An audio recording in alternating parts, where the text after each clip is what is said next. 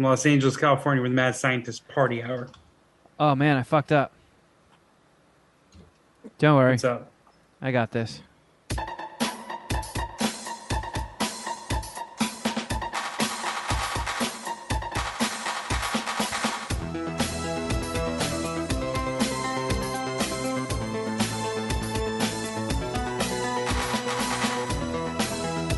Hello there, friends!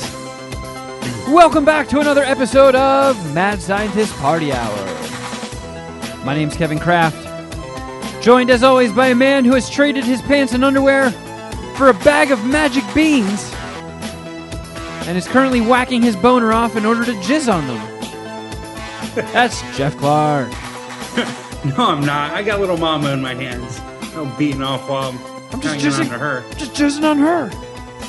And beaming to us from the International Space Station, the bearded booger-eating cosmonaut known as Shuddy Boy. Yo. Oh, we are back. Thank you guys for letting us take a week off to catch our breath. Everybody had some shit to do. Shuddy Boy, dad duties, Geoff, degenerate duties. Damn it. Geoff, You put that so beautifully and accurately.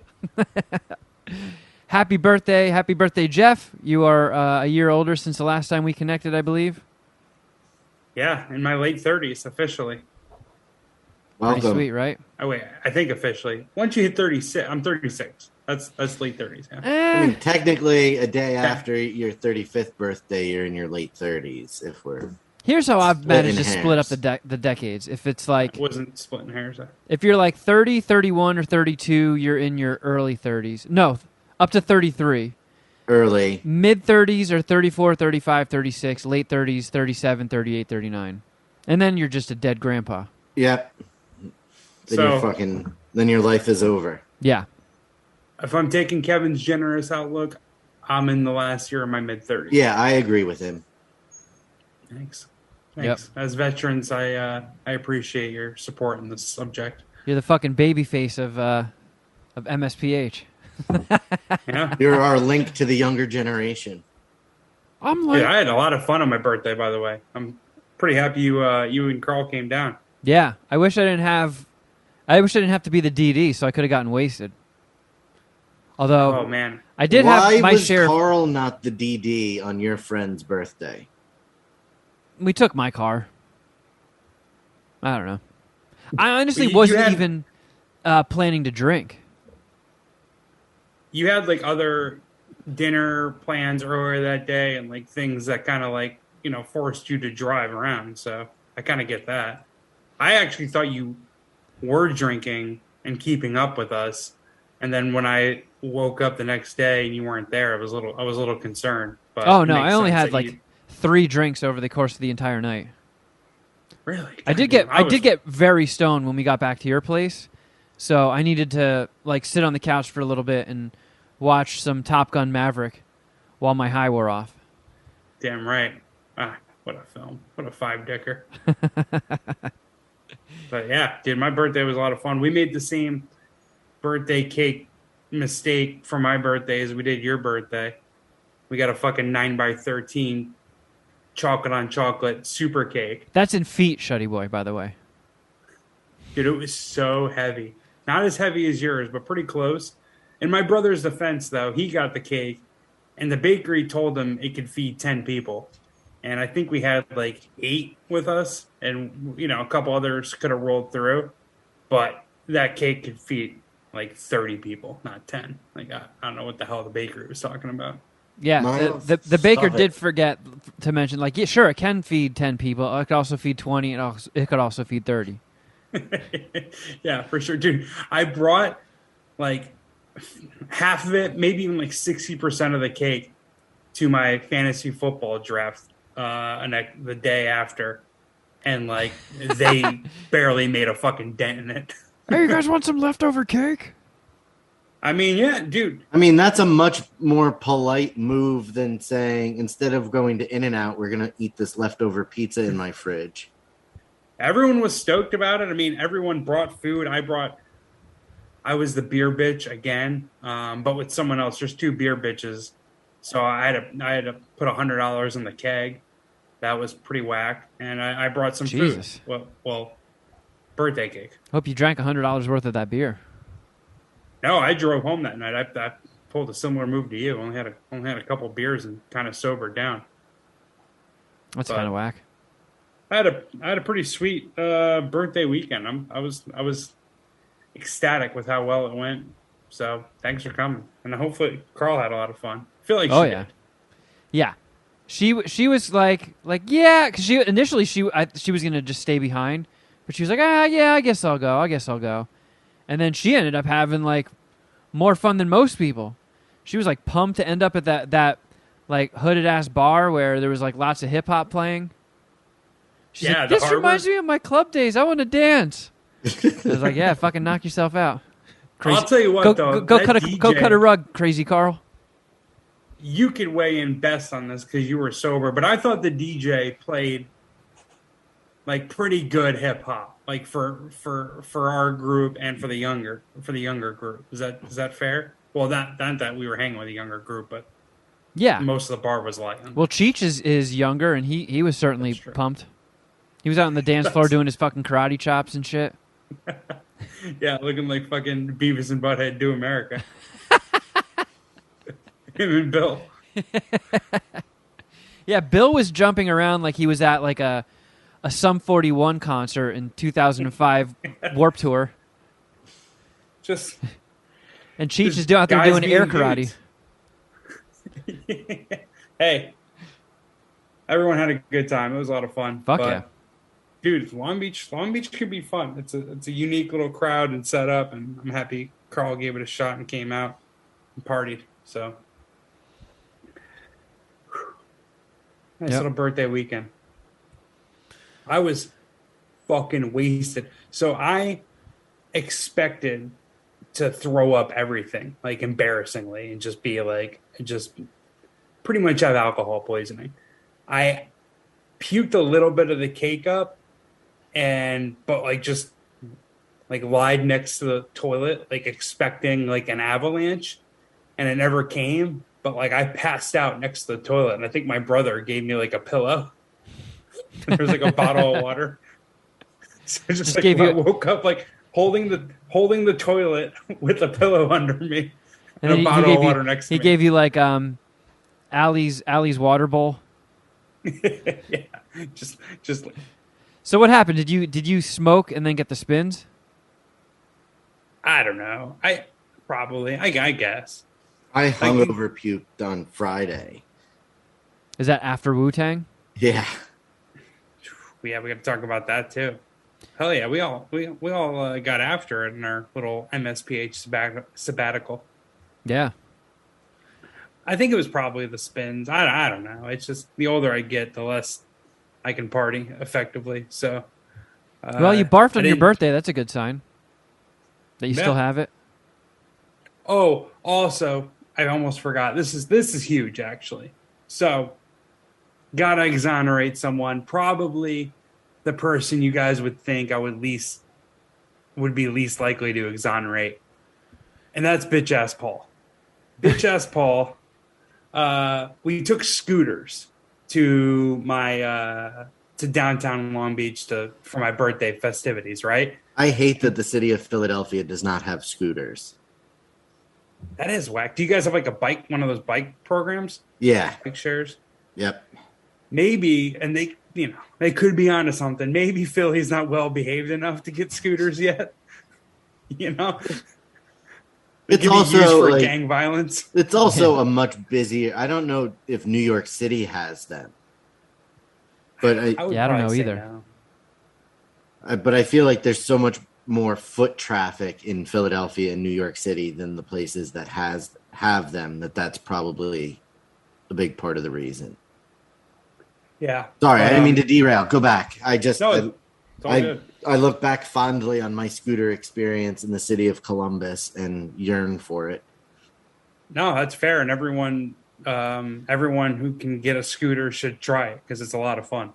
And but we went out for, I don't even remember why. Was it? Why was it Bill's birthday? It was all the way back then, right? Yeah, I think it was Bill's birthday. late June, and we took scooters around, and fucking Paul could not ride the scooter, I but he never. remember. Yeah, and I was like, it was so bad and it was so embarrassing that I didn't almost want to bring it up, but it was so ridiculous that I had to bring it up. However, he never like tried to defend himself or like explain it, so I just like moved forward with, oh, this retard can't ride a scooter. Turns out he was on mushrooms and just like wasn't comfortable being on the scooter. So he rode scooters when he wasn't on mushrooms downtown. He was fine. It was perfect. It was perfectly fine. So my bad, Paul. So he was secretly on high, mushrooms. yeah, And he yeah. just looked.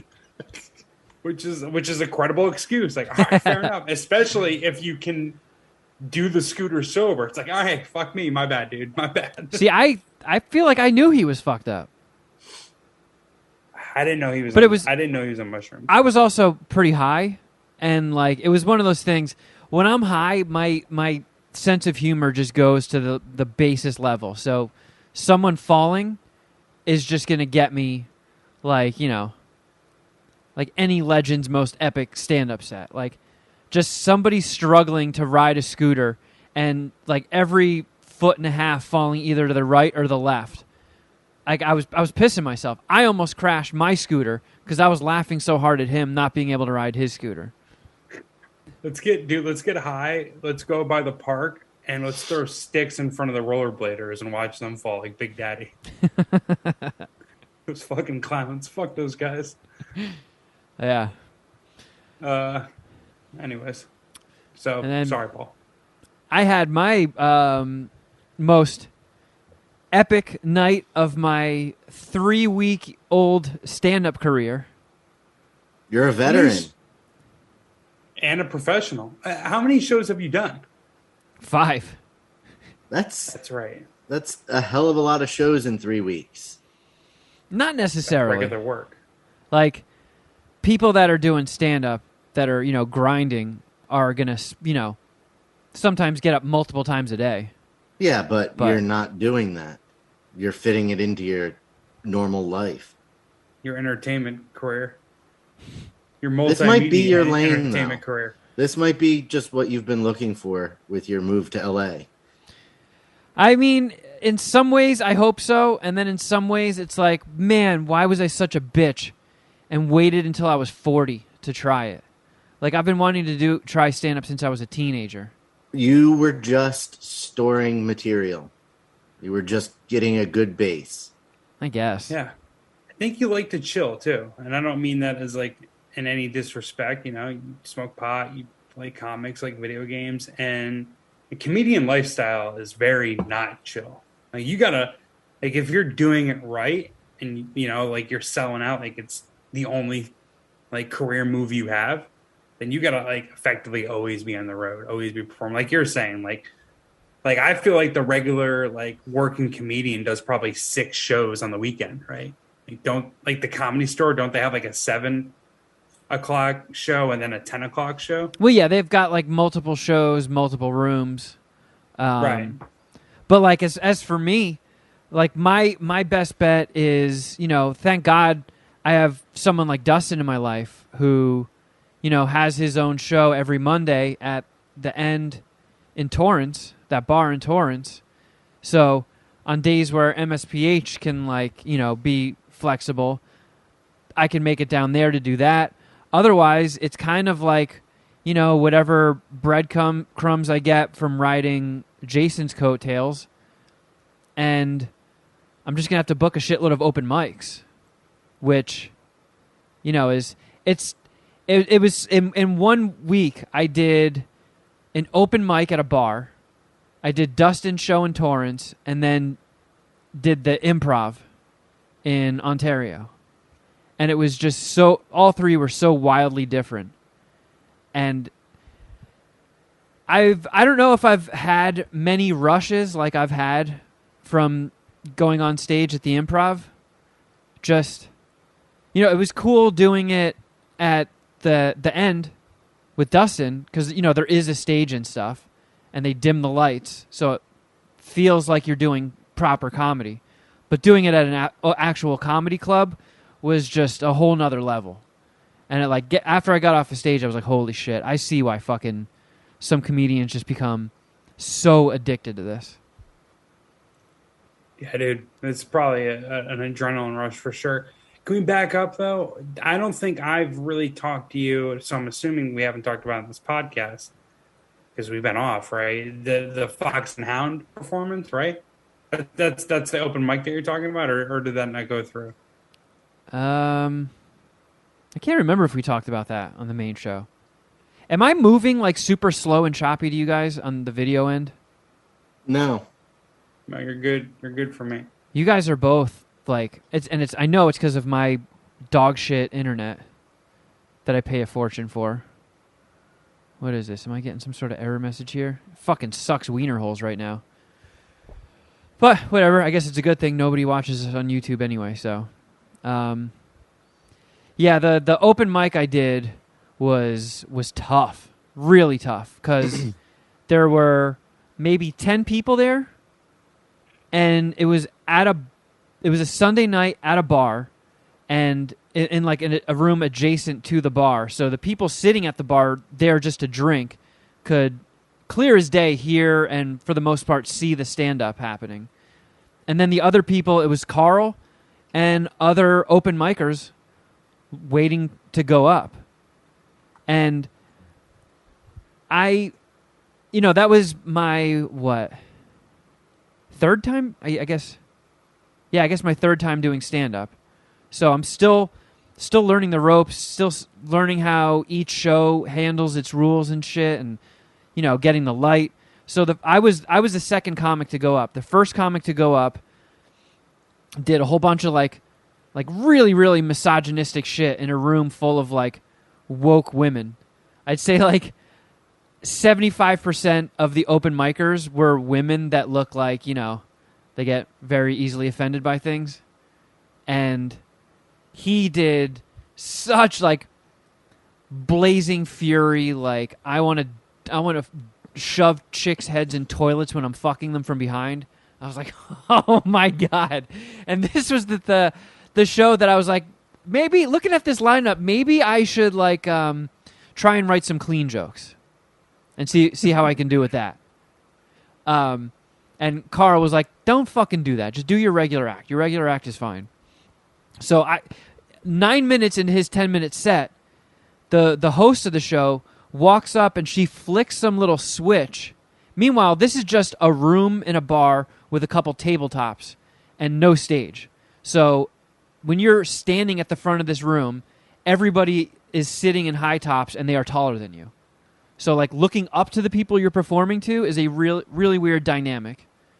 And she flips this light, and it's almost like on each side of the front of the room were stoplights, like traffic lights, and they just start blinking. And the comic performing just stopped mid-set and looks up. He's like, "So is this like am I getting the light right now, or is this for atmosphere? Is this for the mood?" And she mumbled something to him, and I couldn't hear what she said. So I just assumed that like, all right, seems like he's been going for 9 minutes. You get the light a minute before you're up. So I was like, okay, the blinking traffic lights, that's the light. Got it. Be on the lookout for those. So I'm doing my set, not really doing all that well. It didn't seem like the type of crowd that would be into my poo-poo pee-pee butthole brand of stand-up. And I'm just, there's no dimming of the lights at all. So I'm just looking at everybody's just disinterested faces.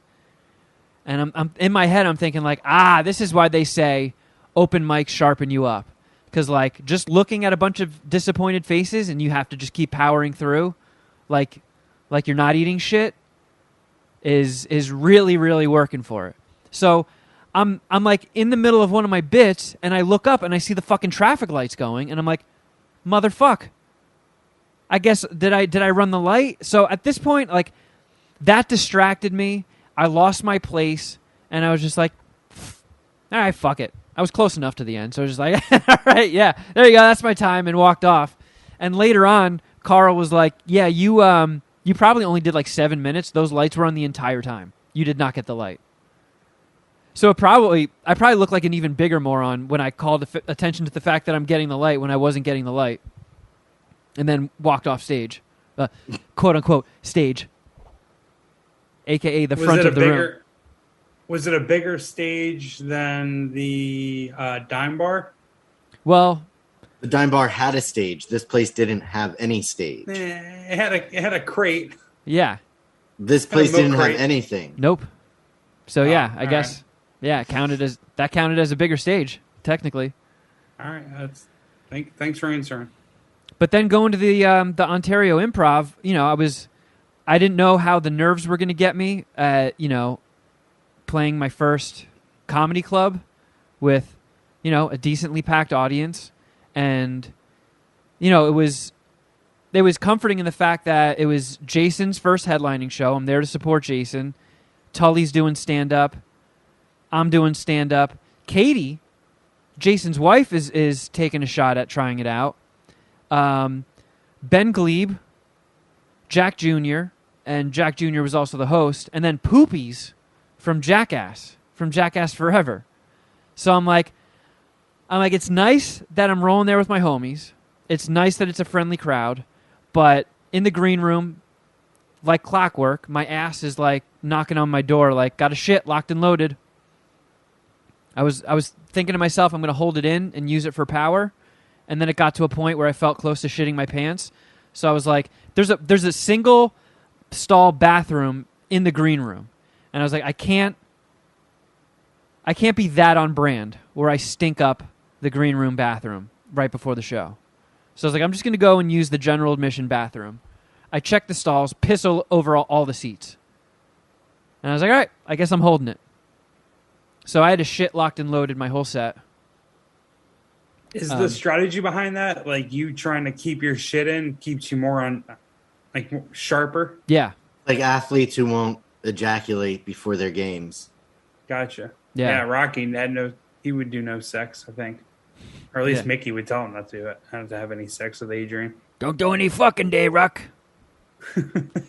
So yeah, I believe that's weak in exactly legs. how he said it.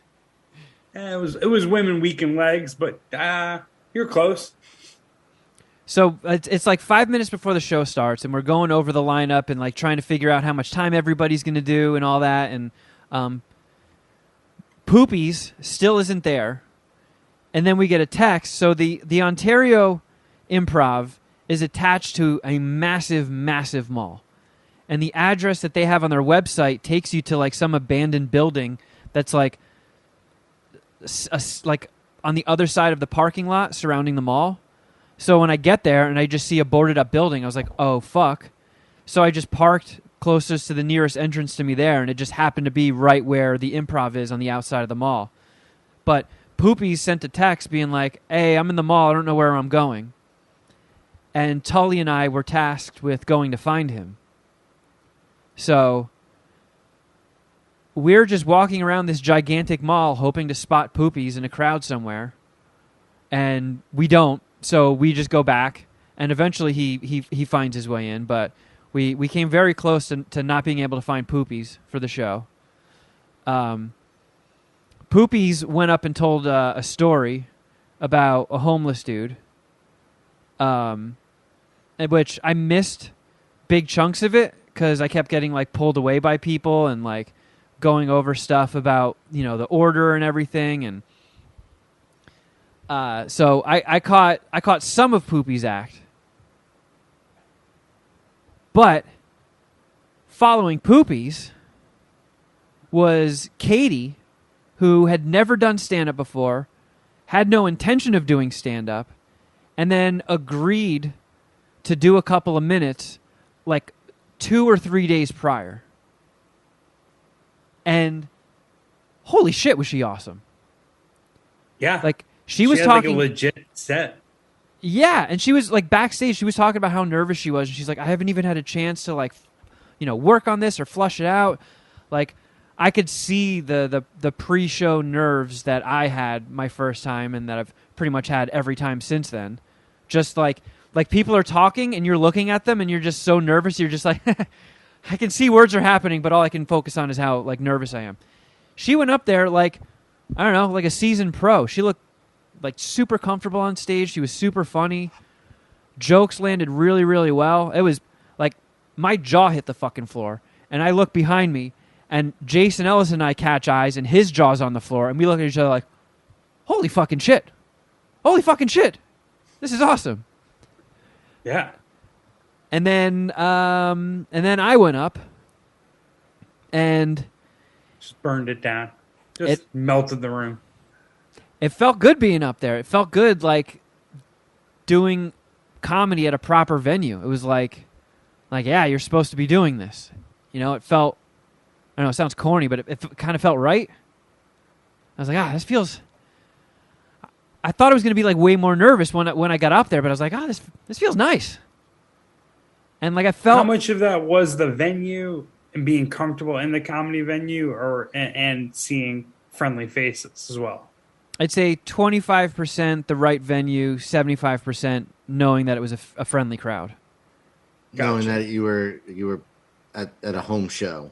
Yeah, exactly. You had home field advantage. Yeah. So my act is going, and it's doing really well. I felt really good up there. I felt comfortable. And I do this part of my act where I tell the story about how I got gout, and I pantomime. I act out when I kicked my couch when I got pissed off playing video games. So, you know, here I am. I've done this 100% of the time in my act, and I set it up, and I do my little air kick, and my fucking shoe flies off. And at this point, time slows down to like Matrix Neo dodging bullet speed. I just see my shoe sailing through the air, arcing upwards, and I'm like, no! Boom! Nail some fucking guy in the head. Like, right in the front row. Bean this guy in the head. And my brain just emptied. I had nothing to say. Like, my jaw dropped. I was like, no! Oh! It was all going so well! And then, of course, I have to have a fucking Kevin Kraft moment, and my shoe flies off and hits a fucking guy in the audience in the head. Peak Kevin Kraft moment. The most Kevin Kraft moment. It would have only been more Kevin Kraft if he would have shit himself at the same time, since he had it locked and loaded. It could have played out like that. A caricature of Kevin Kraft, like an exaggeration. I think that was peak Kevin Kraft. There's somewhere in the multiverse of madness where a Kevin Kraft shit his pants at that moment. I felt it. Yeah, in the infinity of parallel universes. Fair enough. I'll tell you what. From my perspective, the most like comparable incident that I have for this would be like when I was watching Will Smith smack Chris Rock. Oh my God! It took me like a second for my brain to process what I was watching. It was just like, I just kind of like almost like initially didn't believe it. Like, no, I didn't just see Kevin's fucking shoe fly off and hit an innocent bystander in the crowd. I didn't just see that. And then just like after like a second or two, it hit me. I was like, oh my God, that just happened. Holy shit. Holy shit. I mean, at this point, I'm not joking about time slowing down. So I had all this time with my thoughts as like the universe slowed down, and I'm like, all right, where is this going to hit? Is it going to land like right in the center of that table and knock all those people's drinks off and spill them into each other? Like, oh no, I see where this trajectory is going to go. Is it going to hit that guy? He's not looking at me. Dude, pay attention. Look out. Incoming shoe. Is he going to turn and see it at the last minute and catch it? Like, there's a shoe flying in your airspace. Once it connected with him, I'm like, oh my God. Like, I was wearing my low top slip-on Chucks. So they're like specific Chuck Taylors that don't have laces. The tongue is elastic, so you just slip them on. And I've worn those doing stand-up before. Fair enough. I was to say, Shuddy, based on what the foot apparel Kevin was wearing, do you think he should be doing a kicking motion on stage? Slip-on shoes? Well, it depends. Can you slide your feet in and out of them without much effort? Like, Yeah. I have a pair of Vans slip-ons that I can slip my foot in and out of with no effort. Wouldn't kick my feet in those. I have a pair of Vans slip-ons that I actually have to pull onto my feet. Those, an argument could be made that. But anything that you can slide your feet in without having to use your hands probably will come off with the slightest bit of a stop in a forward motion. I'll make it even easier. Why don't you just wear shoes with fucking laces? Yeah, but the way Kevin's shoes with laces, he doesn't tie them every time. He slides his feet in and out of them. Yeah. I think if So you're they're going to kick just them, it's the same concept as slip-ons. So I'm just happy there was like an arch to it and it didn't just like torpedo off. what he needs to do now every time he does his set is make sure his shoe is loose enough to fly off when he gets to that part No of way. the joke. No way. I'll never get booked anywhere. Like, this guy's a fucking liability. Like, What do you mean? thank God the guy that I hit was cool. Because, like, once it connected, all I'm thinking about is, like, fuck, I hope I didn't, like, hurt that guy. Like, I know a slip-on chuck doesn't weigh much at all, but it still just, like, flew through the air and nailed him in the head. And I'm just like, oh, my God, I hope I didn't fucking hurt that guy. And then I'm thinking, like, shit, what if he's one of those people that has, like, a hair temper and he's, like, really pissed off and then he just, like, grabs the shoe and fucking whips it at me and, like, this becomes, like, a whole incident or something. turns into And a these are food all fight at thoughts the you improv. had in a matter of moments. Yeah. All of His this. whole life flashed in front of his eyes. Yeah, it was like in the X-Men movies when Quicksilver is about to, like, run around and, like, play pranks on people. Dude, if that guy went into Karen mode, you would have been buying he and his party's whole meal. Yeah. And, the argument could be made that, that probably should have happened. Well, I talked to him after the show, and he was really, really nice about it. He was like, "Oh man, I just didn't know." Like the way it hit him because he had a hat on, so it landed. I think he was telling me that it landed and it hit like a lot of the bill. So like he felt something, but it wasn't like a clunk. He just felt something like a light bonk. So he was like, "It didn't hurt." It was just like I was like, "Oh, what was that?" And then I looked down and saw a fucking shoe on the floor. How did you pull out of that? I made a few jokes about the shoe flying off, and like you people adapted on the fly. You didn't just go right back into where you were. No, and like I still had like a couple lines left of that bit, but like after I got done, drawing attention to what happened and letting people, because people are laughing so hard that like you can't just go back into it. Everybody's laughing. No one would hear a word I said, so I just kind of let it breathe a little bit, and then I was just like, Where was I? Who gives a fuck? Fuck all that. Like, let's just get on with it. And then I just did my closing bit. It was a good show. I thought you did well. Did you get booked anywhere else? Surprisingly, no. I haven't been contacted by any other branches of the improv. Surprisingly, Has no. Lorne Michaels reached out to you yet for your spot on SNL? No, but Pete Davidson did. Okay. But that's only because he wants to now date my mom. Who wouldn't? How dare you, Shelly? Don't bring her around Pete Davidson. That guy's batting 1,000. But yeah, and then, Ben Glebe went up, and he was awesome, and Jason went up and did his first ever 40-minute feature, and fucking stuck the landing. It was fucking awesome. That's awesome. Crowd reacted well, start to finish, the whole show. It was fucking awesome. It was surreal. It was a really cool life moment that for many reasons I will never forget. For all the things that went right and for all the things that went bad. Just super memorable. How long after the show did you have to wait till shit? How close to shitting your pants were you? Once I got back, turd was fucking gone. I think I took a shit when I got home. It's just like my ass. Science always amazes us, huh? Yeah, my ass was just fucking with me. Like, you want to try stand-up, huh? Oh, cute. We'll see about that. Yeah. Your own worst enemy. Yep. It's your ass. Your own butthole. So I was talking to Poopies after he went up and did his set. And I liked it. he was telling me about how I don't know, he was like telling me stories and stuff, and then I was like, Oh, fuck. Did I just... Okay, no, I didn't. Sorry. I thought I just rubbed my... That's another thing that happened since we last convened. I had to get fucking skin chopped off my face for potential skin cancer. So I got like this open wound over here, and I thought I just rubbed it. My bad. Back to poopies. So that threw your game off more than your fucking shoe. I know, because I was like, shit, I'm gonna have to go and put more like Neosporin on it. Because I have to do like a shitload of upkeep with this to make sure it doesn't scar. But anyway, so I was asking Poopies. I'm like, hey, how long have you been doing stand up for? And he's like, about 6 months. This was my fourth time going up. I was like, whoa. No, you're taking some long breaks in between there. And he was like, man, your set was really good, man. He's like, what's your Instagram? So I pulled it up and I showed it to him, and we followed each other.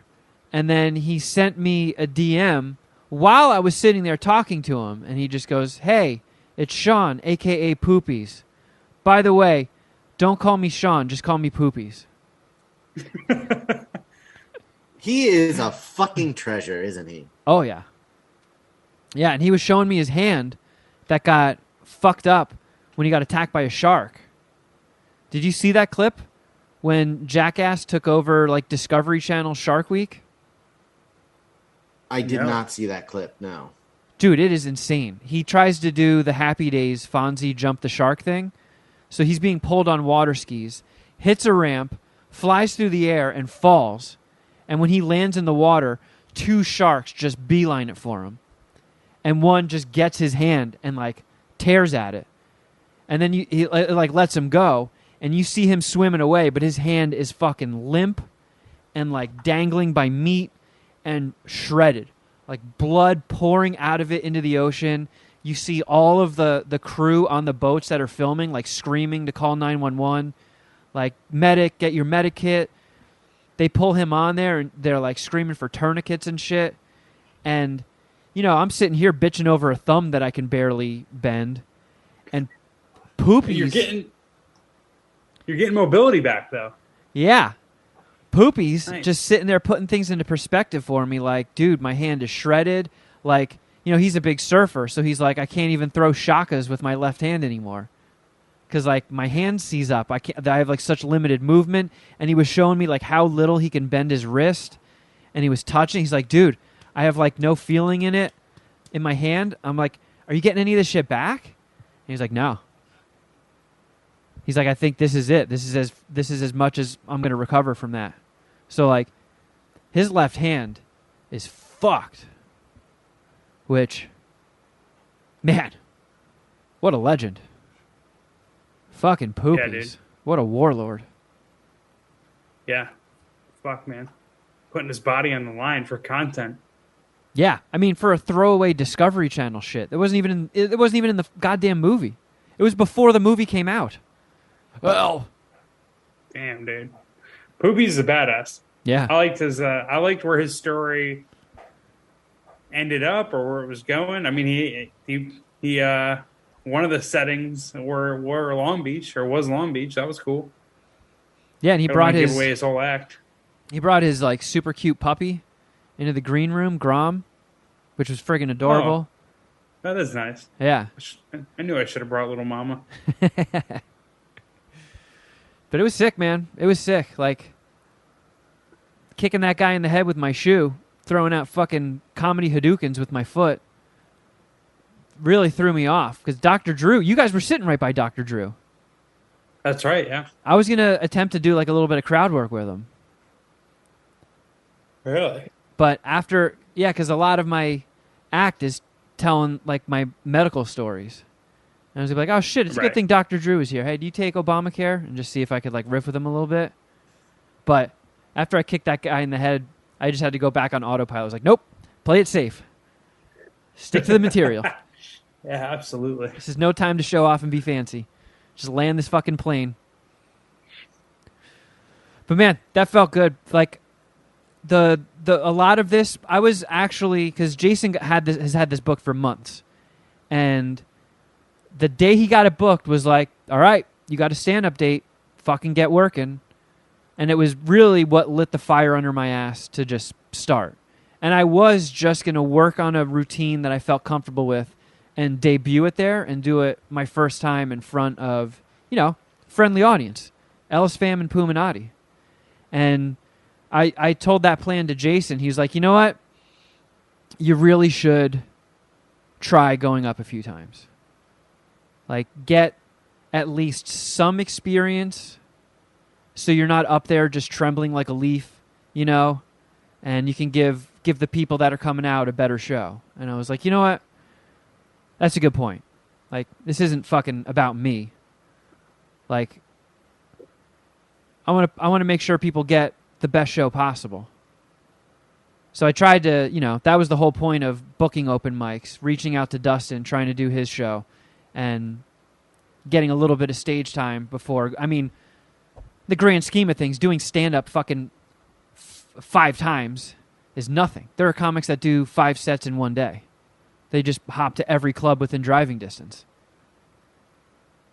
So you're not exactly going to get yourself too polished in 5 shows, but I definitely feel like that was my best performance, shoe flying aside. At least felt the best. I'd agree. I mean, your first one was your first one. I thought it was cool. I thought the venue was really cool, and the crowd that stuck around was good. The home crowd advantage at the Improv definitely helped, but you got a ton of laughs. I thought your set was as well buttoned up as any other, or more so. It's just you just need to wear shoes with laces that are tied properly. Yeah, sure. Yeah, tie your shoes with laces. Don't just. Yeah, from now on, I'm going to fasten them to my ankle. I'm going to find some way to reinforce it. You just wear thigh-high boots that have to zip all the way up your leg. I wouldn't overthink. I would just say tie your shoes. Don't make it too complicated. That's what everybody was. Tie them. That's what everybody was coming after me after the show and saying, like, "Oh, look, you don't even have laces on your shoes." And I had to explain to everybody, like, the parts with the laces are just cosmetic. They're slip-ons. I get it, but then you need to be explained why wearing slip-on shoes when you're doing a kicking move probably isn't a good idea. Like, I get that you were wearing comfortable shoes that you can easily slide in and out of. That's pretty obvious because the shoe went flying. I would say more than 50% of the time that I've gone up and done that bit, I've had those Chucks on. But have you kicked that high and that hard? Yeah, it was the same thing. Because I'm just kicking the air. I'm not, like, kicking very hard. So it's a good thing that this didn't happen at that show with the feminists. Yeah. Oh, yeah. Fox and Hound would have been pissed at you. I would have been banned. For sure. Yeah. Well, I'm a neighbor, guys. Hold on. What if I want to come here for some food? I just want to tell jokes. So, yeah. There you go. There's the improv story. Well, I'm glad it went well. Now we got some shit to review. Keep crushing it. That's the plan. I want to... This is what this was all preparing for, all the previous stuff. But now that I've got this out of the way and under my cap, under my belt, I definitely want to keep, doing open mics, getting stage time wherever I can, and anytime someone's cool enough to throw me, a gig, take it and try some new shit. Get some new jokes going. Fuck yeah, dude. So we got a bunch of shit to review, right? Well, at least me and Shuddy do. Yes. Yeah, I'll just parachute in on these reviews, try to add my commentary when I can. What do you see, Shuddy? Oh, where do I begin? I've seen a lot since we last left. But now I need to get this back into proper. The boys and I went and saw Jaws in IMAX. The original. And so is Jaws a good movie?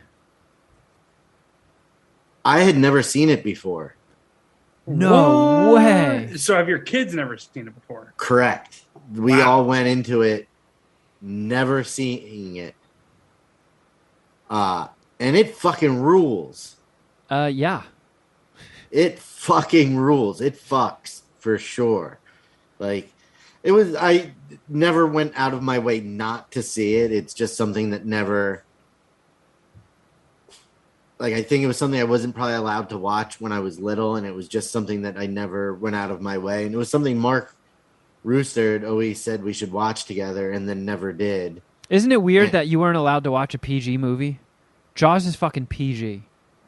Isn't that wild? I don't know that I wasn't allowed. Like, it wasn't something that I was like, I want to watch this, and my parents were. I absolutely remember them saying no to. So I don't know why I didn't see it when I was little, but I didn't, and never as an adult, and it was fucking awesome. It's great. Yeah. Yeah, the Robert, what was it? Robert Shaw, Richard Dreyfuss, like their little trio, Roy Schneider. They killed it. Yeah. And just, well, while we're on it, another movie that I had never seen that absolutely fucks, that I watched while we were on break was The Rock. Man, you're blowing my mind, Nick Chetty Cage. boy.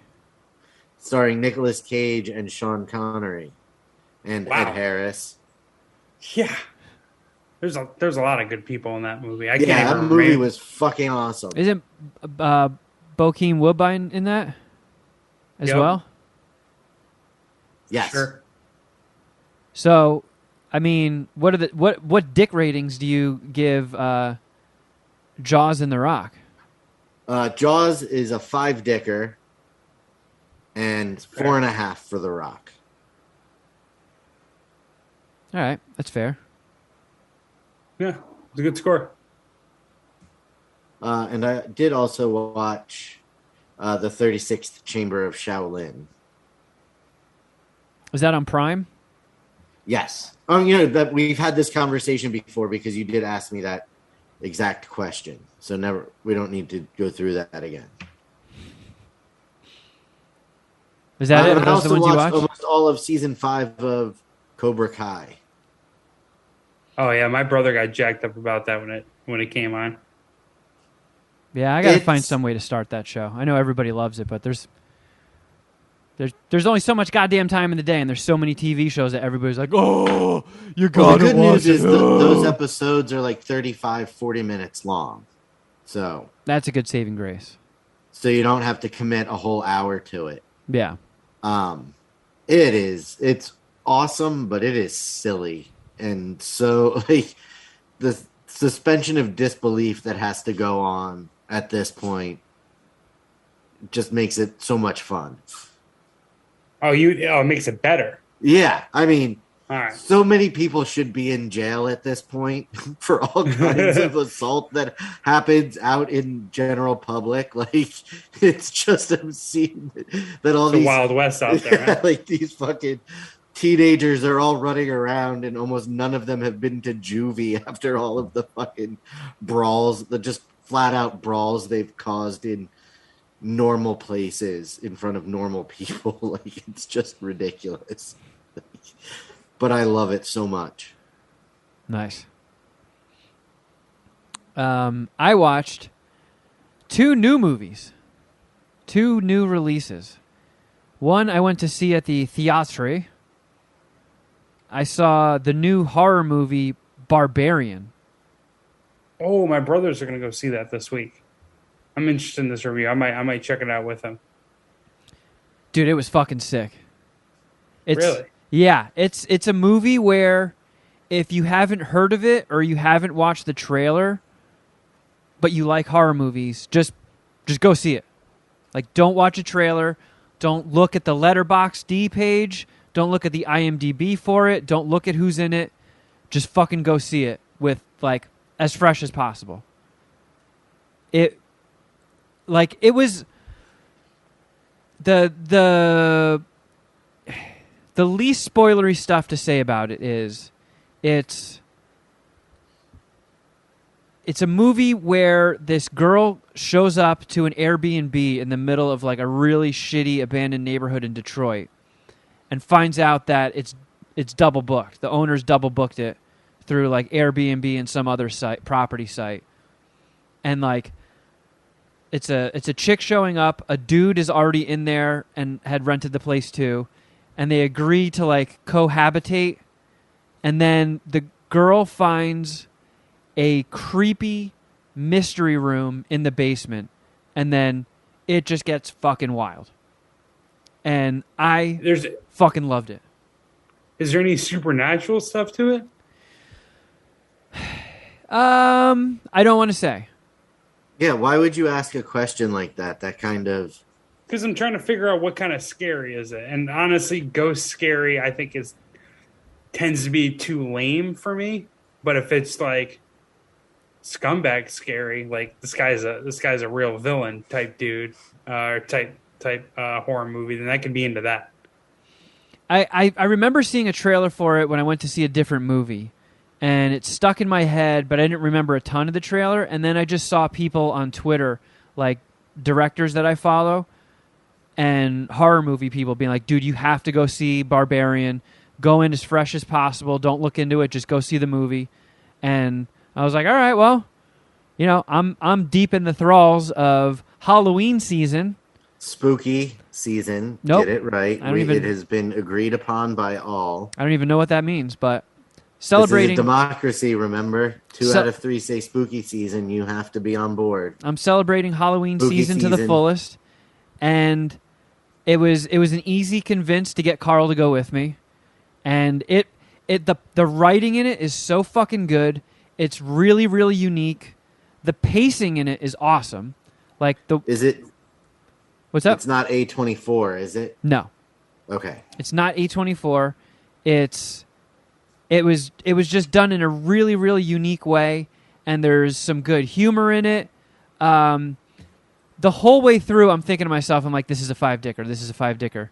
And then there was something that happened when there's a reveal that was a little silly that kind of took me out of it a little bit. But then as I was thinking about it afterwards, it's like... You gonna give it stick back? No, but I was like, I see where they were going with it, and I had a better example in my head at the mind when I thought of it, but like, it reminded me of some other horror movie that, you know, took like a little bit of a gamble and made something like a little silly, and maybe it was done to cut the tension, because it's really suspenseful. Like, I was like in my seat thinking, oh shit, like a whole bunch throughout the movie. Really, really good jump scares. Just like well crafted. There was just one part that was a little silly, and then there's a part towards the end where you have to suspend a lot of disbelief for things to play out the way they did. And I was like, yeah, I get it. And it could have explained more. I feel like there could have been, the movie could have been longer, and I would not have been bummed out about it. And I'm always complaining that movies are too long, but if this one had like an extra 15, maybe 20 minutes, and God, I hate being so vague, but I also don't want to ruin it for anybody, but there was some stuff that could have been explained. There was stuff that got teed up that could have played off, and it didn't. But overall, I was just so happy with it, and start to finish, it was just a really, really fun, unique horror movie. And they're hard to come by. Modern horror movies tend to suck ass. They follow the same generic, like, it's either another Conjuring or another Paranormal Activity, and you know what you're getting. That's what I'm saying. But this one, it wasn't like that. No, this is good, man. It's fresh. Like, the characters are all really good. The dialogue is all, like, really engaging, and I wasn't bored for a second. Like, the pacing on it is just fucking great. Both of those movies terrified me, by the way. They're not bad. I like the first Conjuring, the first Paranormal Activity, pretty creepy. But it's just, you know, once you keep doing them over and over, you know what to expect, and it kind of takes the fun out of it. My brothers love The Conjuring. I think they're into like the whole franchise or whatever. Yeah, I think the only one I know they made a whole universe, but I haven't seen the most recent Conjuring, and I hear that one's just like mostly a court case. And I was like, I I have don't want The Conjuring Law and Order. The Conjuring, My Cousin Vinny. Yeah. I have a fun connection to between Mark Rooster and Elaine Warren from The Conjuring. Is it his great aunt? No. So there was a show on Shot in the A&E dark. many years ago called Paranormal State, and it was about the Penn State Paranormal Research Society. And Elaine Warren was the psychic that they brought on their investigations. And the first year the Penn State Paranormal Society was in existence, I believe Mark Rooster was a member, and he quit because all they did was talk about Harry Potter. And then they got a TV show where they talk about Harry Potter. Yeah, I could see Mark Dude, Rooster being bummed about that. I've never consumed any Harry Potter content. Yeah, never that read a checks out. page of the book. Never watched any of the movies. I'm happy. Movies are kind of fun. Can't hate Do on you that. think I would like Barbarian? Coin toss. Okay. My brothers though, they love horror movies. They're gonna like it. Yeah. I don't know. I'm leaning towards maybe 60-40 you like it. Will I like it? I think you will like it, Shuddy Boy. It's tough for Geoff, whose only entertainment is man throw ball. Is the chick in the Barbarian who also books the Airbnb? Is she hot? Yeah, she's pretty cute. Does she show her new gatos? No. Is there any new gatos? Spoiler Yeah. alerts. Yeah. Nice. Maybe I will check it out. Yeah. And I also watched. So It's not a horror movie unless it's got tits. Am I right, guys? Carl was like, she liked it, and she's like, Jesus Christ, that was fucking terrifying. Like she was into the whole thing, but she was like, when the movie was over, she was like, oh man, what a ride! That was exhausting. She's like, I need something, because we were also watching horror movies. Like we watched. It's not much of a horror movie, but we watched They Live at her place, because I'm just showing her all these like 80s movies she's never seen. So we watched They Live, and then we watched. I had already seen it before, but we rewatched this movie, The Void. It's a horror movie. It's on Shudder, and the description caught her because it talks about there's like a cult involved in it, and she loves cult stuff. And she was like, let's watch that one. Let's watch that one. And that one freaked her out. She's like, all this fucking freaky stuff, I need to watch something really wholesome. So we put on, we fired The up Office. Disney Plus, and we watched the new Pinocchio with Tom Hanks as Geppetto. And we turned it off about 50 minutes in. And then I finished it when I got home today because I am a completionist. Yeah, except with Ozark. Was it a live action Pinocchio? It was like split live action, split CG. Sounds super gay. And it was pretty bad. Yeah. Like Carl was definitely in the right for wanting to turn it off. I just wanted to finish it for the Letterboxd D stats and to be able to talk about it here. And I don't know, man. Like the story of Pinocchio, it works as a fucking cartoon from 1940, but I don't know. It doesn't need to be revived. It doesn't need a remake. I mean, it's also really fucking strange that there's two Pinocchios coming out this year. The Robert Zemeckis one that went straight to Disney Plus, and then a Guillermo del Toro one is coming out. And if Guillermo does like a creepy Pinocchio, I'm into that. I would imagine that's what he'll do. I mean, Pinocchio's in. It's got to be in public domain. Yeah, that's what I was trying to say. That's what I was wondering too, because like what does that mean specifically? That the copyright nobody owns rights to it anymore, so it can be made by anyone. Yeah, like "Happy Birthday to You," like the Happy Birthday song. Yeah, anytime "Happy Birthday" was sung in a movie or a TV show, they had to pay royalties for it. And that just expired within the past couple of years, as did Winnie the Pooh. Winnie the Pooh is public domain. Peter Pan is public domain. So, like, we could make a Peter Pan movie and not get sued. Some guy made an R-rated Winnie the Pooh slasher and can't get sued because it's public domain. But yeah, I mean, this live-action Pinocchio, like, I don't know, it's weird. It was weird seeing Tom Hanks as Geppetto because, let's be honest, even in shitty movies, it's hard.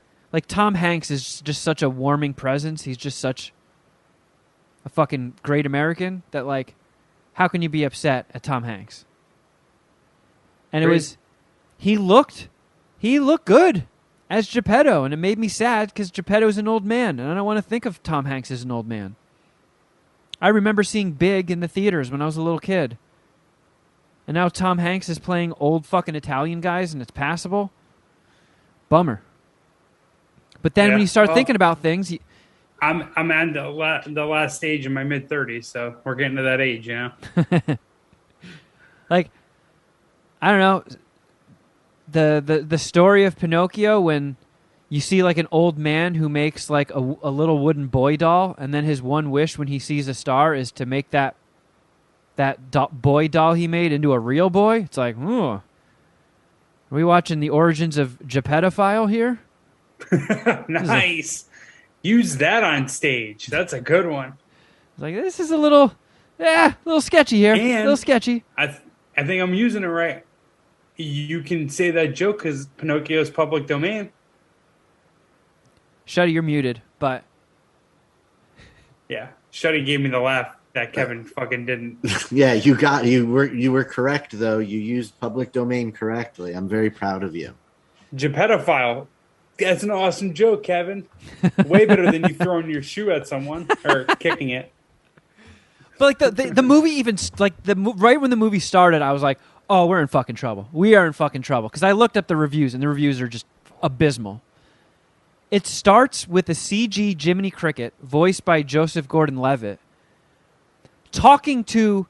So Jiminy Cricket is like plopping around on screen, and then also narrating, and then Jiminy Cricket on screen starts talking to Jiminy Cricket narrating, and then they start some Tenet shit like, "Hey, are you me from the future? Yeah, I know how this whole story's going to play out. Oh, can you tell me if this is going to happen? Well, guess you got to keep going." And I'm like, oh my God, start the fucking movie.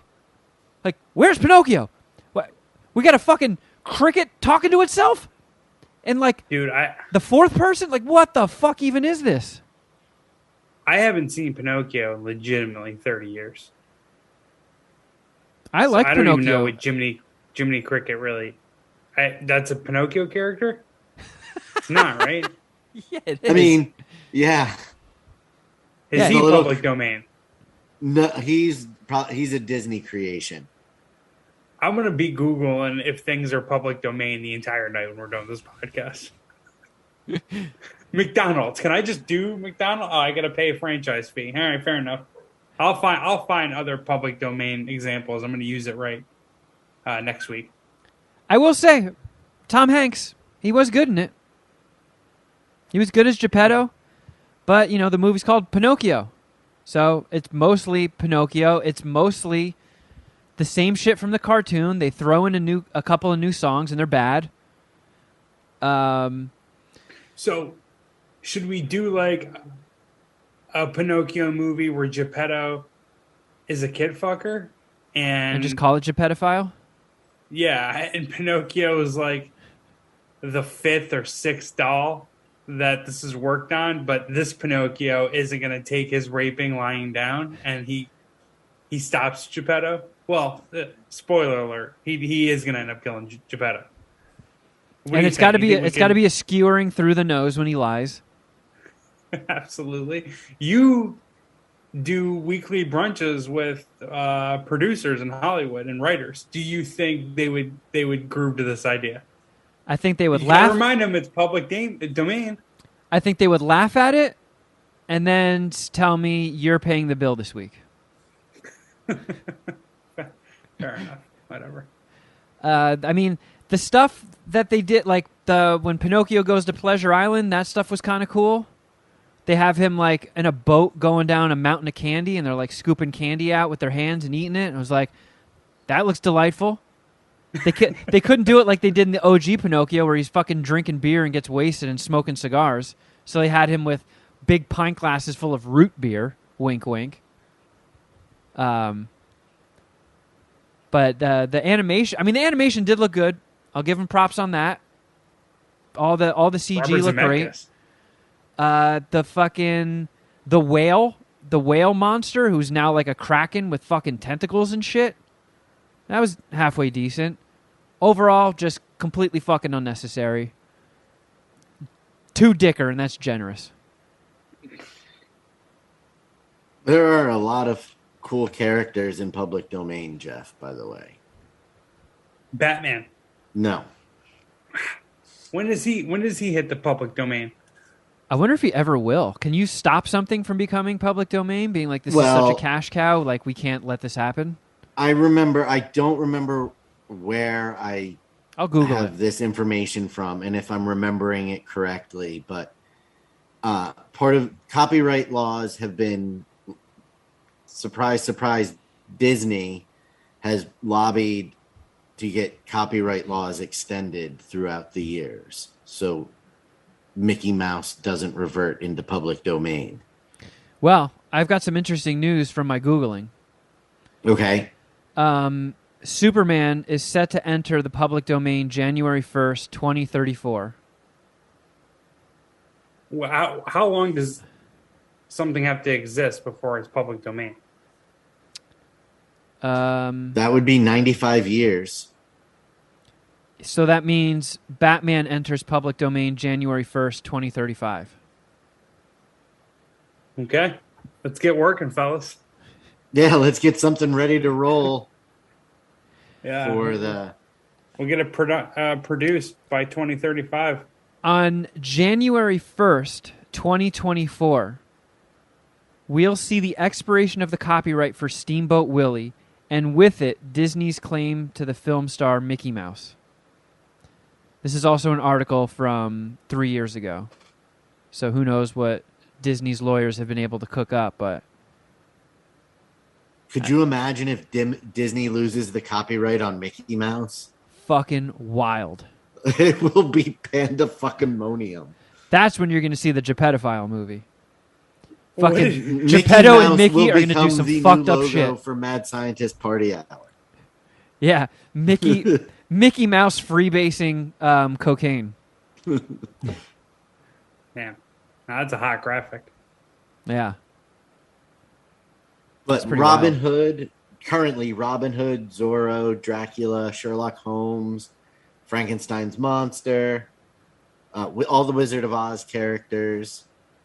They're Wow. all public domain now. Yeah. Dude. Scarecrow, Dorothy, Tin Woodsman, Cowardly Lion. We should just write an Expendables with all of these characters in it. Hunchback of Notre Dame. But King like a Kong. violent rated R Yeah. Expendables with these characters. Yeah. I Dr. don't know. Jekyll, Mr. Hyde. It would almost be like a League of Extraordinary Gentlemen. I like the sounds of that, even though I don't fully know what it means. Yeah. Hercules, Paul Bunyan. Yeah, fuck Paul Bunyan. He's a bitch. Yeah, huge pussy. That's pretty fucking wild. Like, because that's the whole reason, like, Seek has been working on that Peter Pan book, like, for forever now. And it was like, yeah, I mean, it's public domain, so anybody can just write their own novel using Peter Pan characters, and you do whatever the fuck you want, and it's all fair game. Yeah. The more I think about it, the more public domain is kind of bullshit. I know, like, fuck Disney. They don't need any extra advantages or whatever, but it feels weird that they're not going to own Mickey Mouse. Right? Doesn't that feel weird? Yeah. I mean, I'm sure. Whatever. I mean, what are the odds Disney doesn't figure this out? They'll find some Right. fucking loophole. Absolutely. Absolutely. They are the Illuminati. Yep. Oh, I got something for you guys. This popped into my Wait, head. What? did you give? I don't remember the dicks you gave for Barbarian. I remember Oh, Pinocchio was 2. I might not have given the dicks. 4.5. Oh shit. It was great, and it was on track to be a 5-dicker, and I found a couple of things to nitpick. I wanted to keep things fair. Very close to being a 5-dicker, but that is definitely worked itself into the rotation. Like, So people that don't have your stupid brain might put it at 5 dicks. perhaps. Maybe. Interesting. Or, I don't know. Like, some people could rate it even lower. Some people, maybe the stuff that I deducted points for might cause people to deduct even more, but it's doing really well. It's getting good reviews. My fellow virgins in the Letterboxd D community seem to be eating it up. Nice. But I do have a question for you guys in the random brain variety. Okay. Ladies and gentlemen, it's now time for today's random brain question. And this one's probably not going to go anywhere, but in futuristic movies and TV shows and shit, they're constantly showing tablets, devices that are like clear screens and sort of like holographic. Would you guys use one of those if they came out? Like if the iPhone 15 is a clear slab of glass. Like technologically looks cool as fuck. Anytime you see it in a movie, it's like, oh, the future. The future's going to be fucking sick. In practicality, I don't know if it has much real life implications. Agreed. So outwardly, it's like a piece of glass. Yeah, have you ever But then, you've like, seen when you that in turn it movies on- before, right? Like it's like people. I feel like they've been doing it for years in futuristic movies. Like everybody's tablets, like their iPads, their phones, everything's just like a clear piece of glass that they just like manipulate hologram things on. I'd be down for that. I don't know. But then everybody can see what you're doing. Oh yeah, I see. So it, like kind of comes out of the screen. That end, it always seems like, looking at it from the other side, it's a fucking two-way screen.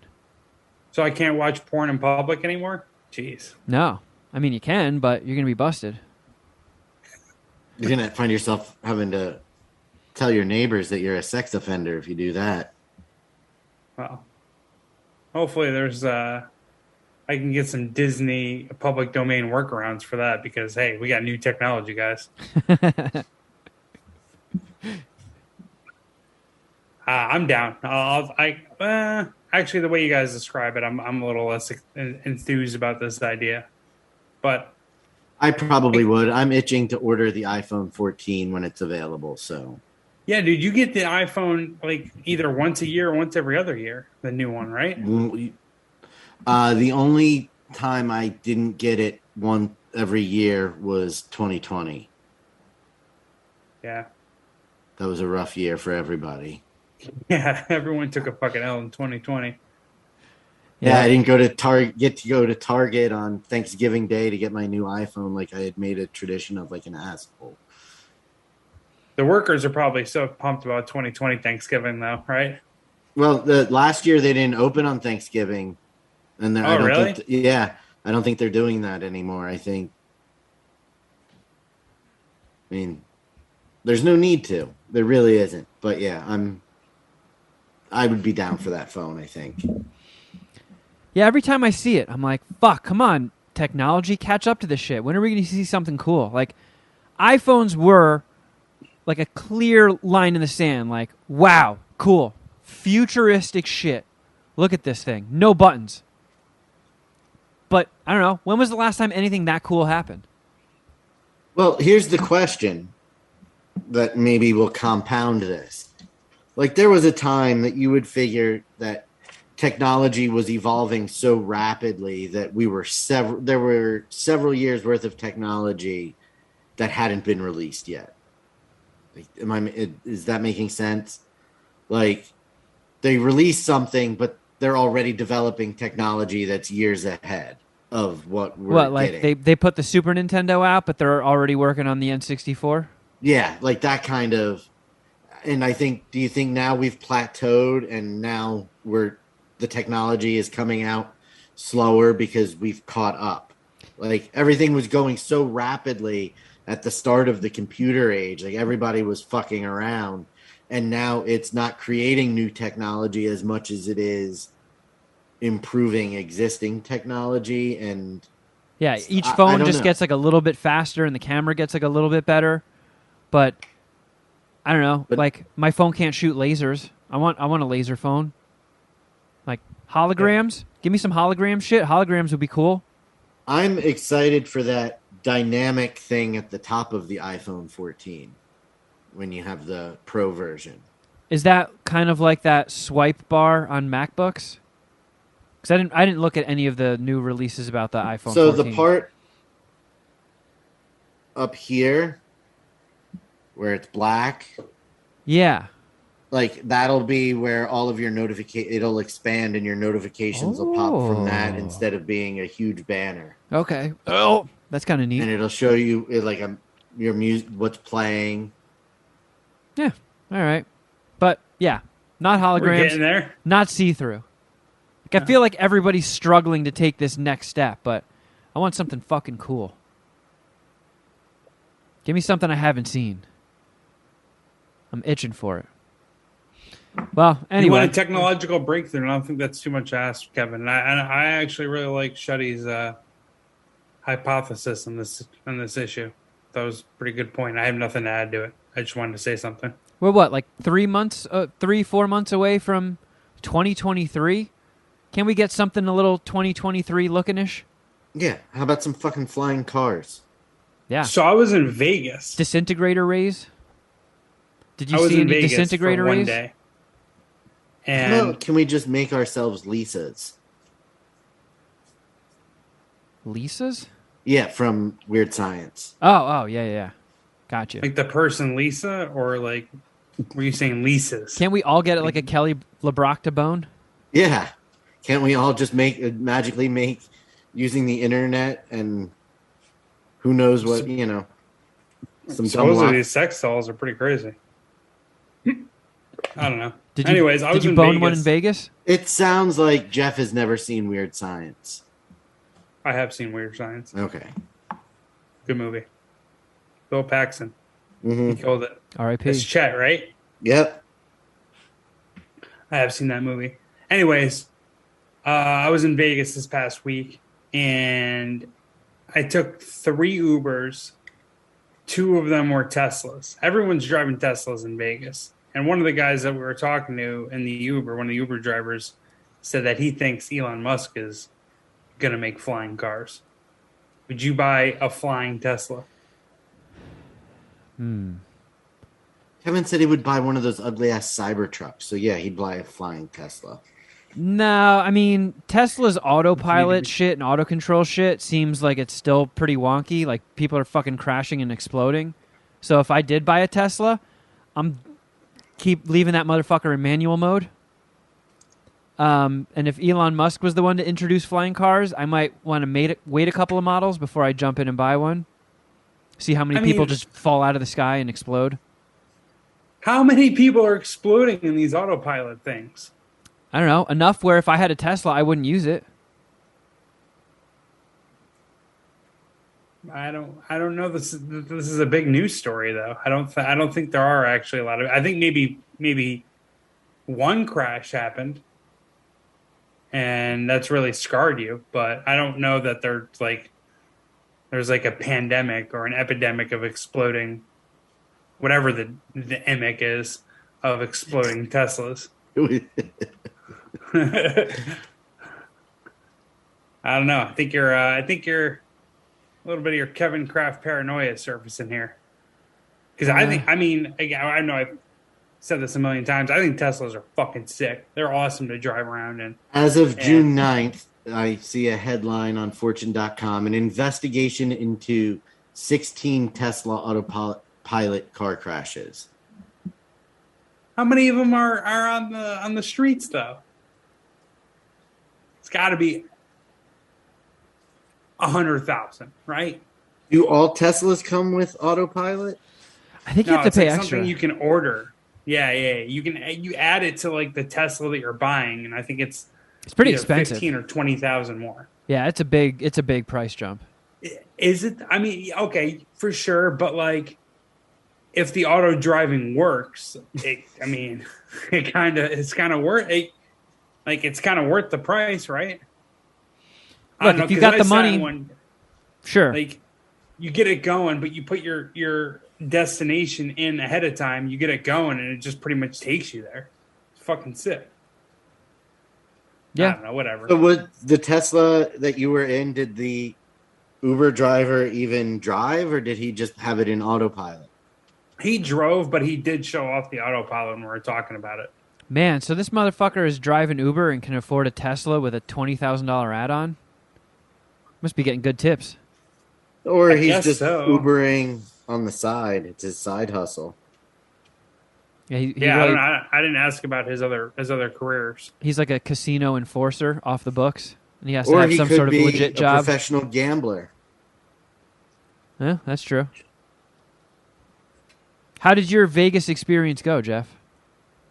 It was pretty good. I won a decent amount of money, so that was cool. I Nice. got some future bets in there, entered my contest. I will say the biggest thing from Vegas, I don't know how often listeners go there, obviously, but I had one of the better meals and restaurant experiences I've ever had. I went to this place, this Italian spot, and I'm pretty snobby when it comes to Italian food, but it's called Casa de Amore, House of Love. And they had like That's amore.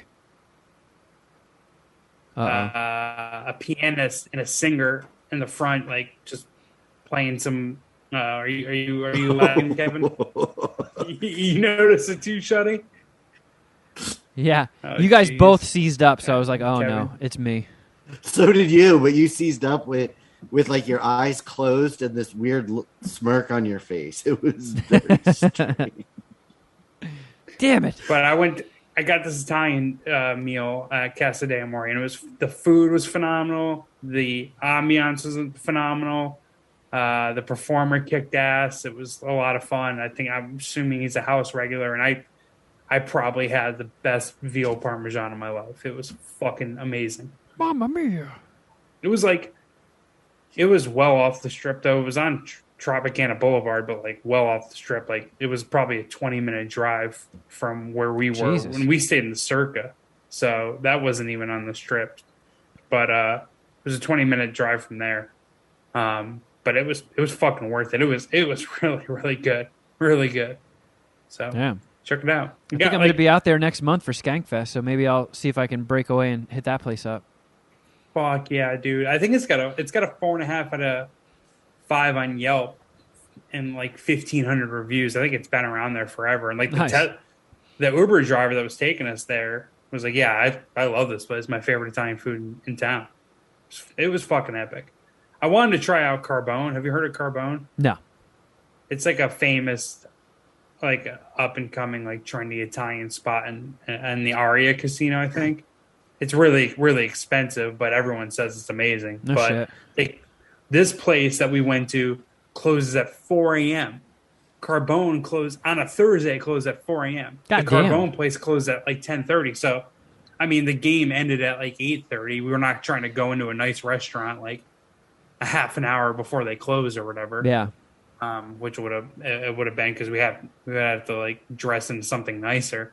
But this place is fucking amazing. Open till 4 a.m. Great experience, great food. So Nice. check it out, Kevin, when you're there. All right. Oh, When's Cake Fest again? October 14th? Is Carl going? Maybe. I would definitely recommend taking her there. It's a good date spot. Skankfest? No. Casa de Amore. Yeah, I think Carl's going to find something to do during the day while I'm out. When you guys go eat. Yeah. All right, well, we got a tiny bit of time left. Let's chip away at Mount Voicemails, yay! See how buried we are now. By the way, shout out to everybody for helping us out and not calling in. I think it's working. Are you being sarcastic? Yes. It is not working. People are calling more now than they ever have before. We will never catch up. I think that's what the joke is at this point. Probably. That's why. Yeah. All right, so I think this is art. Let's see if it plays through the headphones. Damn it didn't! Kevin, we're never going to get the Mad voicemail. Scientist Party Hour. What the fuck is up? A real true stoner here just to, you know what? I'm here to fluff.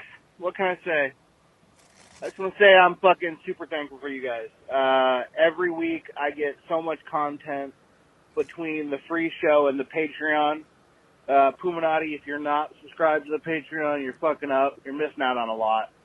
Between Crafter Geoff or Dragon Ball Queef, the Nerd Hole, what the fuck did I just watch?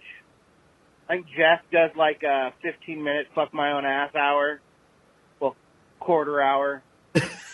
That I haven't watched that one yet, but he seems to be very gung-ho about it. But yeah, no, you guys just fucking rock, man. I appreciate everything you do, and like, if I'm having a shitty day and fucking heaven forbid it's a Tuesday and I got a fresh episode of MHPH, lined up, ready to go, nothing like a bong load and some fucking dick jokes to bring you out of fucking the darkness. You guys, you guys fucking rock. All of you. All three of you are fucking really good. And I call too often with dumb shit, and I thought I owed you one. So, you guys fucking rule. Keep up the good work, and if you're not subscribed to the Patreon, you are fucking up. I cannot stress that enough. Smoke weed. I'm out. Well, shit. Thank you, Art. Thank you. Thank you so much. I thought a dick was coming my way. I really did. I thought that was. I thought he was teeing up a dick. I'm happy that went smooth for all of us, including myself. Met a few newer Puminati at your improv show. That was cool. Oh, yeah? Yeah. People that converted, post your firing. Nice. So, yeah, shout out to them as well. Yeah. All right, here's another human. Jeremiah Johnson or John Wick?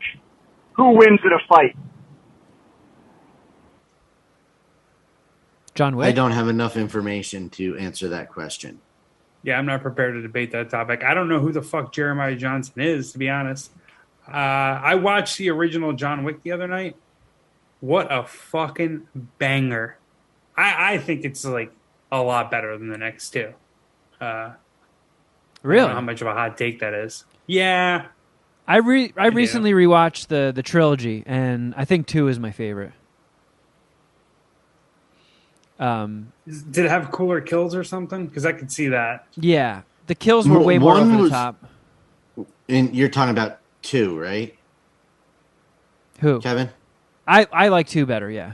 Yeah, so my take on the series so far is 1 is more plot driven, 3 is more action driven, 2 is the perfect combination of both of those. So you're on John Wick 2 team as well? I'm on team John Wick 2, yes.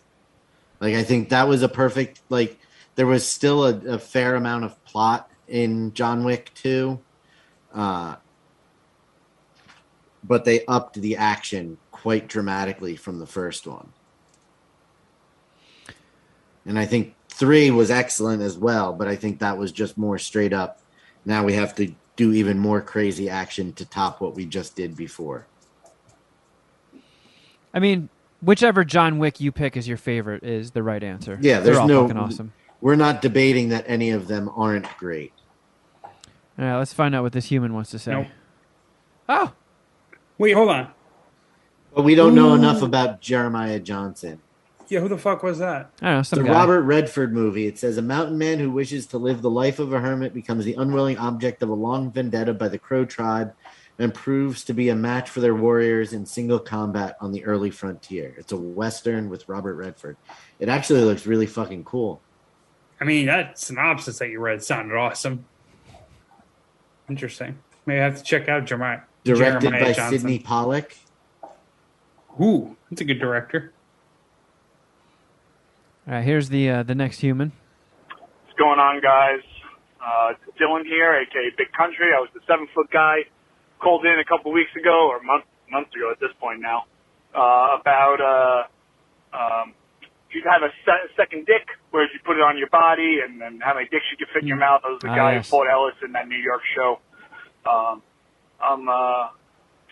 While I currently don't watch MasterChef, I am kind of a foodie and stuff like that.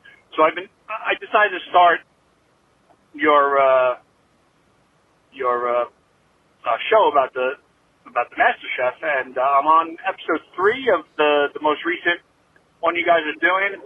And again, I definitely tend to side with Jeff's opinions, and Kevin's mostly. Shuddy obviously is, I feel like, might be the more intellectual one of the group, but I usually disagree with Shuddy. Sometimes he can be mopey and whiny and bitchy, but I'm listening to the argument about the Buffalo Mozzarella, and wow, this is old. I could not agree more with Shuddy. Yes. When you order zuppa de clams or zuppa de mussels at a restaurant, if you're going to say it in Italian, you say zuppa de clams or zuppa de mussels. You don't say mussels de zuppa. You would say mussels in white sauce or mussels in red sauce or mussels in sauce. So, that just got me all worked up. I had to call you guys. But I wish you guys put out some more content more frequently because you guys are the fucking best. You make my day. All right, More guys, enjoy content. and have fun. Bye. More content. Jesus. Well, Patreon is busting at the seams with content. I I don't know if we could do anymore. I would pass out. I'm about to start something new for Patreon. Oh.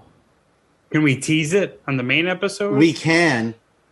It's going to be blog form. You're going to be writing. I'm going to be writing. Love it. And it's going to be called Yo Shuddy Boy Raps. And I am diving into the history of hip hop as I learn about it. Interesting. All right. I love this. I'm going to be curating a playlist on Spotify I'm going to share in the posts. By the time I'm done with this, I'll be able to say the N-word publicly with no problem. I don't know. I have to think more about this, obviously, but this might be your greatest idea ever, and I am very excited about this. Good. Yo, I'm Shuddy glad. Raps. And it's going to be edited by Mark Rooster. You could even call it Yo Shuddy Boy Braps. That's too much. It's a hat on the hat. It's a hat on the hat. Not needed. Sorry. Good point. But anyway, like cool, what this guy was talking Spotify about, playlist. busting my balls about Shuddy's thing, like that all stemmed from us talking about ordering at Moza, and Shuddy Boy was like, "Buffalo, don't you mean buffalo?" Because when you say it in front of mozzarella, it's buffalo mozzarella. When you say it in Italian, it's mozzarella di bufala. No, that was Shuddy Boy getting caught, didn't know, and then Kevin, that I was read it pretending. right off Kevin. of the fucking menu to you. Let's not do this again. Kevin. You are baiting me. You are baiting me, and I'm He's not a taking it. masturbator. He's a masturbator. See, Shuddy Boy knows when Shuddy. he's wrong, and he does this shit like, "Don't make me quit the show again. Don't prove me know. wrong, or I'm gonna flip Kevin, out." Do you want me to go to Moza's menu? I will screenshot it and share it with you. You can Do you screenshot think all that's you going to want. prove anything to Kevin? No, it's Exactly. not. Tell him, Kevin. Tell him you can screenshot anything you want. Yeah, Doesn't the matter. fact still remains you were confused and had no idea what I was talking about. And just like Big Country said, like if I said it backwards, like clam de zuppa or whatever he was saying, even if the words were flipped, he would know what someone was talking about. the exact same way if someone said Bufala mozzarella. No, he just said he was agreeing with me for once. Kevin didn't hear that. Kevin heard what? Wait, you guys are frozen again. Hold on. You guys are like, you guys are back in Game Boy mode. Am I coming through? Yeah, you're coming through fine. Yeah, it's convenient. You guys are frozen. Here we go. Anyway, I guess we got to get rid of the whole podcast, huh? Yep, scrap this. We got to start over. No, I know he was agreeing with you. Shit. That's why, like, I think that was all a ruse of Shuddy Boy didn't know that there was Bufala. That's why he was like, ha ha ha, you mean buffalo? I never said that. I said you weren't saying it right. No, you said it. You were acting like I just mentioned that there was, like, Flamboygle cheese. And you're like, what? Flamboygle cheese? No such thing. I don't remember exactly how the argument played out. I will say, Shuddy, in Kevin's defense, he didn't have any problems ordering at Mozza. It all worked out. I don't know. I didn't. That's all that matters. Yeah, nothing jumped out. Kevin to me doesn't as need to bring up irregular. an old fight just to get a couple more shots in. Yeah, the bell's rung, Kevin. Hey, all right. Big Country unrung it. He brought this up. It's Mr. Big Country to you, first of all, you scumbag. He is a big motherfucker. I remember him. Yeah, he said he's 7 feet Not tall. someone you want to disagree with. Say that. Bring it, Big Country. He boxed Jason when they were both attached to bungee cords. Oh, look, Yeah, he but has he called ever back. gotten a fucking shoe thrown at him? Hey, Dylan here again. I had a with Geoff suck a dick question. Oh, here we go. So, Geoff, would you suck a dick? Be able to have any girl that you please, the blink of an eye, or every meal you had, the protein had to be seafood for the rest of your life. And I'm not talking about some easy seafood like shrimp or crab, or I'm talking like Whoa. He can't add. It's like a hat on top of a hat, maybe? No? Is this in public domain? Yeah, is with Geoff suck a dick public domain yet? He can't add stipulations on top of the stipulations, right? It's either I either suck a dick or I have to eat seafood. Now it's like, now I gotta eat just tuna? Well, I mean, it is his would Geoff suck a dick, but there is multiple sides. Like, you get a reward for sucking a dick. Like, what was it? Like, all chicks are into you or something like that? He pleases any chick he's with in seconds. And then if you suck a dick, you get a prize. And if you don't suck a dick, you get a completely unrelated punishment. Which is usually not how would Geoff suck a dick plays out. All right, fair enough. Does he have more to it? A little bit. Like, you can have there's no steak and potatoes. There's fish and potatoes, or Philly cheese fish sandwich. All right, guys, have a good one. I'll go eat seafood with other bitches. Easy one. I just want to raise a stink. I don't know why. All right, well. We are officially out of time. Thank you, everybody, for listening. For people that are watching on YouTube, hopefully all the sputtering and all that shit doesn't make it onto the final video. And if you want to hear the results of MSPH Wrestling 13, which took place over this weekend, shout out to our friend and yours, Dom. Put together another hell of a show. It was a great night. Great hanging on the Zoom with all the Puminati. The results are in the Easter egg. So if you're listening to the audio podcast, just stay tuned past the theme song. And for people on YouTube, download the audio podcast, and you can hear all those in the Easter egg. Let's see, where are we at? Who? You can follow us on Instagram. I'm at Kevin Kraft. At Shuddy Boy. At Jeffro Records. And at MSPH Podcast. If you want to check out the YouTube show, youtube.com/Mad Scientist Party Hour. If you want to shoot us emails, madscientistpartyhour@gmail.com. And if you want to be a part of the Patreon, busting at the seams with content, patreon.com/Mad Scientist Party Hour. This week we are going to be recording the finale of Crafter Geoff Shuddy Edition Season 2. And then, I don't know, we'll figure out where we go from there. If we bounce back to Supermarket Queefs or Queef or No Queef, but... Queef or No Queef, it's got to be. Queef or No Queef Season 2? I'm looking forward to getting back out there. I gotta be honest. Yeah. We got Shuddy Boy whooped our ass. You're looking to have another year of being made a little bitch. Wow. Just real aggressive with your shit talk, Shuddy. But yeah, I am looking forward to that. Yeah. Spoiler alert, for people that didn't listen to Season 1 of Queef or No Queef, Shuddy Boy impregnated both me and Geoff. It was a massacre. A jizz massacre.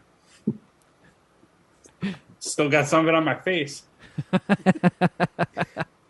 Yeah, and Please you guys keep just track did your of that time. 75th episode of What the Fuck Did I Just Watch? Yeah. Yeah. And it was a banger. It was a great movie, The Turbo Kid. Yeah, I watched that recently too, off of Dom's recommendation. I'm a little bit bummed at your rating of it. I saw.